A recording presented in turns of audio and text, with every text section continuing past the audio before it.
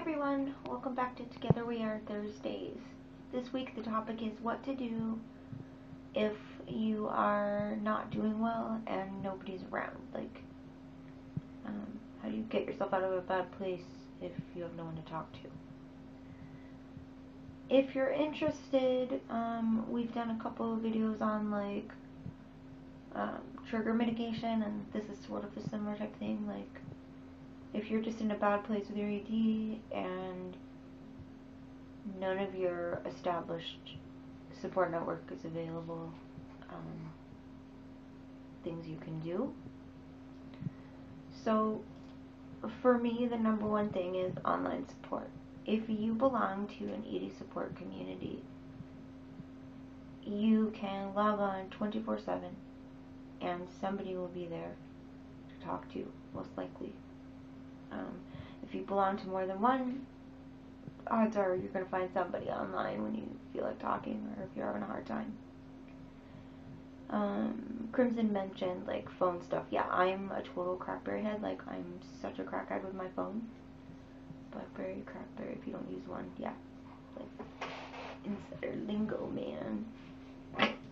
Silliness, but yeah, I'm glued to this thing, and it's awesome because I have Facebook on here. Not that I log in often enough. You guys can log me all you want for that. Twitter, what else? Texting. Like, texting is huge. One of the things with Facebook is that there are like private messaging groups, and of course, like, if you belong to an A.G.E support community that has a support forum, you can subscribe to topics or post and get an email notification when somebody writes back, you know. So yeah, to me, like, online support is absolutely huge, and then connections I've made offline with people who get it. And then things that will like help me feel better.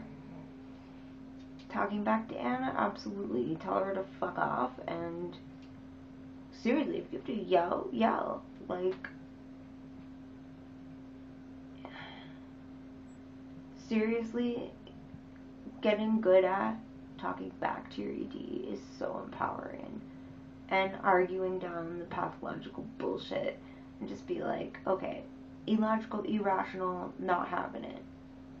Easier said than done, but with practice, I mean, with habit and stuff, you will become more empowered. It does help just to be like, seriously, really, let's have a reality check, you know? Not always easy, obviously, if you're in a bad place too, but anything that can transform your mood, like pet therapy. Little Miss A.G.E down here. Yeah, cute little A.G.E in her sweater. 'Cause it's cold out there. What's up, poofy head? What's it doing? What's it doing, cutie? Just gonna go sit on the scale some more. My ma used to do that.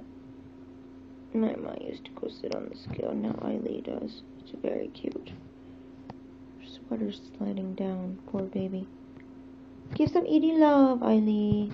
Give some therapy loves. Tilty-headed puggy loves. Tilty-headed puggy loves. Go tilt the other way. And a tilt the other way. Baby girl. Yes, you are. She's sleepy. Look at her tilty-headed eye. She's like, Mom, I'm tired. Anyway, yeah.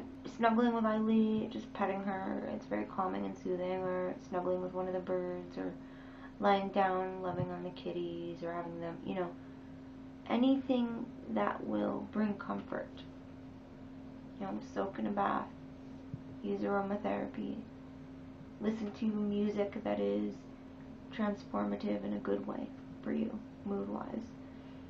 Read, write, draw, paint, catharsis, whatever works for you. Typically, distraction and healthy coping skills are your goals, but honestly, and I know it's kind of hard to reach out and network, but anyone suffering with an ED should have a support system all the time. And that's one of the reasons I love the internet, because if I log on at 2 in the morning, it's daytime in the UK and somebody will be there. You know what I mean? Like, the internet transcends geography. It doesn't matter what time it is. If you're part of a big enough community, chances are somebody's going to be there. And if you have a thread where you can, you know, like on the PS forum, we have members in need of support thread where people can come in and post like if they're having a rough time, and whoever sees that will come and leave love. And then the emergency thread too, but obviously that depends on who's there and what's going on and stuff. But yeah, I mean, reach out, connect. There are a lot of good groups. If you don't feel comfortable with an alternate approach community, you can check out a strictly recovery only site that's like conventional recovery approach, like somethingfishy.org. It can be kind of censorish, but it's a big community and you may be able to find some good support there, and you don't have to be of a certain age to get on there. If you are in treatment, or go to group, exchange numbers, see if you can buddy system with someone. If you have a close friend, find out who you can call 24/7 or text 24/7 if you need to talk. Like, see if you can have one safe person, and obviously the more the better. But yeah, I think, you know, the most important thing is getting through it. And also know a couple things. No matter how intense an emotion is, it's a process that will run its cycle and run its course. If you are acutely triggered post-eating and you feel, you know, full and are very uncomfortable with that, it will take about, well, I guess between 20 minutes and maybe an hour, depending on how much you've eaten and what it is and how you've been coping with food for that. It will pass. It will pass. You just have to write it out. And seriously, like my quote about how do we endure? One moment, one heartbeat, one breath at a time. It's true. If the next hour alone seems unbearable, okay, what about the next 30 seconds? You are strong enough to get through that. You are. And then the next, and then the next. Sometimes it's teeny weeny little increments, whatever is doable, because looking at that whole mountain is absolutely staggering and paralyzing. But if it's just walking 3 steps, or even 1, that's a lot more doable for us. And because we live in the now, it's really difficult not to project like that. We're very instantaneous creatures, and what we feel in the moment is going to have a lot to do with how we feel. And with an ED, of course, then you end up overanalyzing and replaying the icky parts in your mind. I mean, that gets beyond acute bad moments. But anything you can do to mitigate that, or to empower yourself to take it one step at a time, get through it.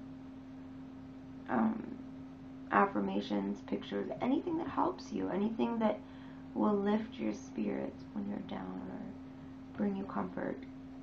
You know, breathing exercises are awesome. If you're panicky, counting works because it triggers your left brain rather than, you know, the right brain, which is supposedly more emotional. If you trigger like more analytical thoughts, it's supposed to be calming.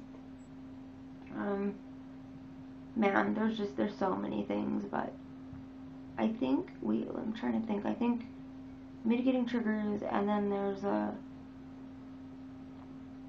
video I did like way back on TogetherweR called Recovery Repository. Let's put all our tools in it, whatever.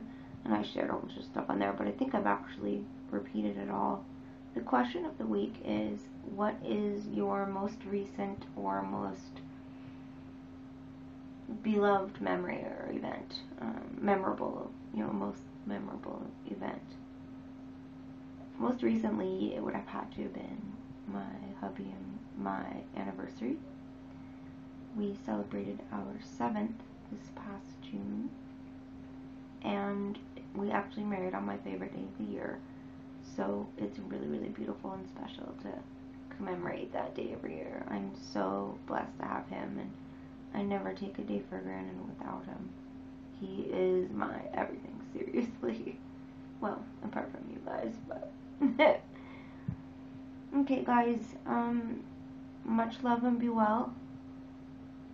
Be sure, if you're getting apprehensive about Halloween, check out the videos we've done. We've done some coping with Halloween videos. I'm pretty sure all of us did way back last year, actually.